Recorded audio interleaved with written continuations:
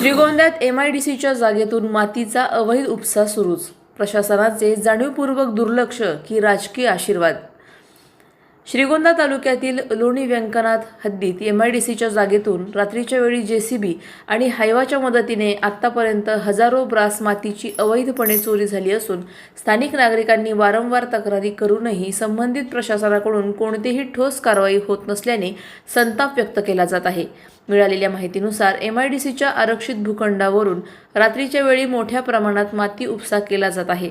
JCB व हायवाच्या साहाय्याने या मातीची इतर ठिकाणी विक्री केली जात आहे. या प्रकारामुळे शासनाच्या मालमत्तेचे मोठे नुकसान होत आहे. विशेष म्हणजे हा प्रकार अनेक दिवसांपासून सुरू असूनही अधिकाऱ्यांकडून दुर्लक्ष होत असल्याचे दिसून येते. स्थानिक ग्रामस्थांच्या मते अनेक वेळा प्रशासनाला कळवून सुद्धा कुठलीही कारवाई होत नाही. त्यामुळे या माती माफियांना राजकीय आश्रय आहे का की प्रशासनच याकडे जाणून बुजून डोळे झाक करत आहे, असा सवाल उपस्थित केला जात आहे.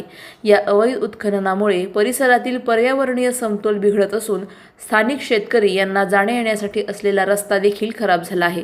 जमिनीची नैसर्गिक रचना देखील बदलत आहे. तसेच शासनाच्या महसुलाला सुद्धा फटका बसत आहे. याबाबत श्रीगोंद्याचे तहसीलदार सचिन डोंगरे यांच्याशी फोनद्वारे संपर्क साधला असता सदर माती चोरी प्रकरणी अद्याप कल्पना नाही अथवा तक्रार आलेली नाही. माहिती घेऊन कायदेशीर कारवाई केली जाईल अशी प्रतिक्रिया त्यांनी दिली. प्रतिनिधी Sarjerao Salve, Star India One News Marathi, Shrigonda. मी Sarjerao Salve, Star India One मध्ये आपणा सर्वांचं स्वागत करत आहे. श्रीगोंदा तालुक्यातील बहुचर्चित असलेली MIDC, तर ही जागा आपल्या पाठीमागे दिसत आहे, तर ती ही जागा MIDC साठी राखीव आहे. या ठिकाणी जवळपास 618 एकर जागेमध्ये ही MIDC होणार आहे. परंतु आपण जर पाहिलं तर या पाठीमागे या ठिकाणी MIDC जागेतील माती उपसा हा रात्रंदिवस होत आहे. बहुधा रात्रीच्या वेळी या ठिकाणी हे माती माफिया JCB हायवा याच्या साहाय्याने मोठ्या प्रमाणावर मातीचा उपसा करत आहेत. तर आपण जर पाहिलं या ठिकाणी तर जवळपास 300 ते 400 हायवा या ठिकाणी उचलून नेलेल्या दिसत आहेत मातीच्या.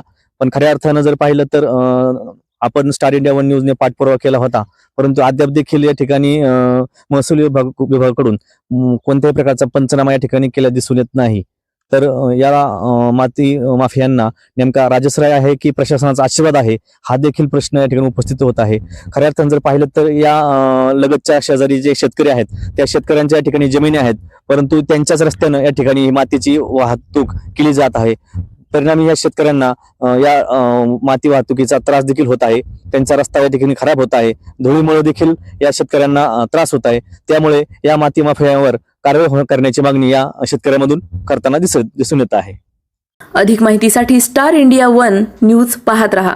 चॅनलला सबस्क्राईब करा आणि अशाच अपडेट्ससाठी बेल आयकॉन दाबा.